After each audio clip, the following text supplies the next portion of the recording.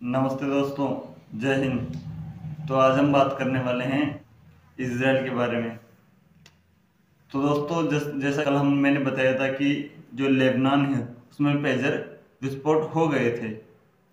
और पेजर विस्फोट होने पर जो वहाँ पर उनका जो अंतिम संस्कार किया जा रहा था, तो दोस्तों वहाँ पर वॉकी टॉकी भी विस्फोट हो गए हैं। तो देखिए क्या करना है। लेबनान में पेजर विस्फोट के बाद वॉकी टॉकी में भी धमाका। इस लहर में 9 लोगों की मौत तथा 300 से ज्यादा व्यक्ति घायल हो गए हैं। तो दोस्तों, उनके जो अंतिम संस्कार में गए हुए थे वो भी निपट गए। तो ये मोसाद का जो ऑपरेशन है ये बहुत कॉम्प्लेक्स माना जा रहा है, क्योंकि वॉकी टॉकी आपको पता है एक रेडियो फ्रिक्वेंसी पे काम करता है पूरा वॉकी टॉकी। तो उस वॉकी टॉकी में आइडेंटिफाई करके उसमें एक्सप्लोजर डालना, और वो भी उनका कहना है कि जो 20 ग्राम है उससे कम उसमें एक्सप्लोजिव डाला गया, जो कि किसी भी मशीन को डिटेक्ट नहीं कर पाया। तो आप देख सकते हैं कि मोसाद का कितना बड़ा ये और कितना सटीक एक मैं मानता हूँ बॉलीवुड की तरह है। ये तो हॉलीवुड की जो मूवीज होती है ना, वैसे एकदम इन्हें ऑपरेशन किया है मोसाद ने। तो इससे क्या है दोस्तों कि जो हिजबुल्ला व हमास के लोग हैं उनमें उनमें जो एक डर का माहौल हो गया है। उन लोगों के पास एक डर का माहौल हो गया है कि कल को हमारा फ्रीज फट जाए, हम टीवी देख रहे हैं टीवी फट जाए, अच्छे से टोस्टर में टोस्टिंग कुकिंग करने के लिए खाने के लिए टोस्टर में टोस्टर गर्म कर रहे हो, टोस्टर फट जाए। नो बडी नोज, नो बडी नोज, कुछ भी हो सकता है। तो एक हमास में और हिजबुल्लाह में एक डर का माहौल बना हुआ है वॉकी टॉकी के फटने के बाद। और जैसा कि आपको पता है, आईडीएफ ने कहा है कि ये तो बस शुरुआत है।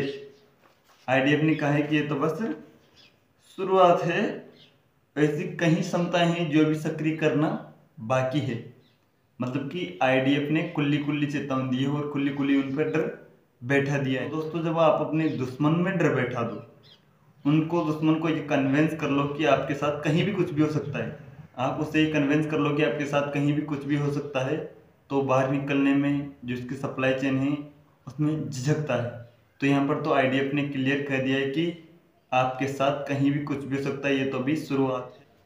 तो दोस्तों, मोसाद की एक शाखा है कीटोन।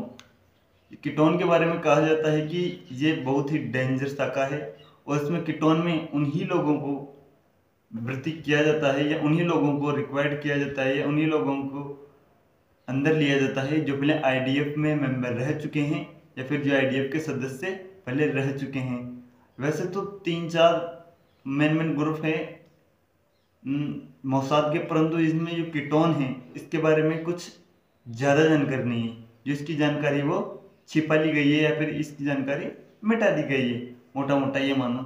तो ये कीटोन जो है इसकी एक शाखा मोसाद की, ये बहुत ही डेंजर, बहुत ही एक्यूरेट और बहुत ही अनफॉरगेटेबल, मतलब कि ये दुश्मन को कहीं भी, इसके बारे में कहा जाता है कि ये दुश्मन को पाताल से भी ढूंढ कर उससे खत्म करेगी। तो ये कीटोन के बारे में कहा जाता है। तो हो सकता है इसमें कीटोन का हाथ हो, परंतु इसमें मोसाद का हाथ जरूर है, और मोसाद ने ये बहुत तगड़ा काम कर दिया है, क्योंकि इसमें वेपनाइजेशन की कोई ज़रूरत नहीं है। मोसाद ने छोटे छोटे 20 ग्राम से छोटे छोटे एक्सप्लोजिव डाले उसमें वॉकी टॉकी में, और इसमें क्या नाम है पेजर में, और एक फिक्स कोड पर, एक फिक्स टेम्परेचर पर इसको गर्म करने पर बैटरी में ये एक्सप्लोज हो जाता है या ये फट जाता है।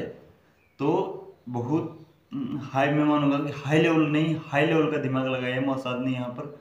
और जो लड़ाई है, लड़ाई में जो वॉरफेयर है, वॉरफेयर के अंदर जो नई डेफिनेशन है वॉरफेयर की, वो एक तरह से रिप्रेजेंट की है मोसाद ने, कि वॉरफेयर या फिर लड़ाई कैसे नए तरीके से, नए टेक्निकल से या नई चीज़ों से कैसे लड़ी जा सकती है, या फिर जो हमारे पास चीज़ें हैं उनको कैसे हथियार बनाया जा सकता है या उनको कैसे हथियार में कन्वर्ट किया जा सकता है। तो मोसाद ने कहा कहीं कार से जा रहा हो हिजबुल्लाह या हमास का और उसे टपका दे, तो ये खौफ का माहौल पैदा हो गया है हमास और हिजबुल्लाह में। ये होना भी चाहिए, क्योंकि जो यहूदी हैं, यहूदियों के हाथों से बचना तो इम्पॉसिबल है। इन्होंने 20-20 साल तक कंटिन्यू ऑपरेशन करके दुश्मन को ख़त्म किया है, तो ये तो कुछ ज़्यादा बड़ी बात नहीं है।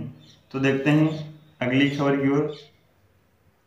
तो दोस्तों, जो अमेरिका में क्वाड समिट है 21 सितंबर को क्वाड समिट होने जा रहा है, उसमें इंडिया, जापान, ऑस्ट्रेलिया और अमेरिका के जो डेलीगेट्स हैं या उनके टॉप सुप्रीम हैं, वो उनका एक मीटिंग होने जा रही है 21 सितंबर को। जो ये मीटिंग है वो जो उनके राष्ट्रपति हैं जो बाइडेन, उनके होम टाउन में मुलाकात होगी ये। और इस कोड में जो सबसे प्रायोरिटी है, जो सबसे बड़ा मुद्दा होगा वो चाइना रखा गया है। मतलब कि जो चाइना की पॉलिसी, चाइना को मेन थ्रेट रखा गया है इसमें। जो अभी अमेरिका है वो फंसा हुआ है, इधर यूक्रेन में फंसा हुआ है, इधर इसराइल में फंसा हुआ है। तो अभी अमेरिका के दोनों हाथ बंधे हुए हैं।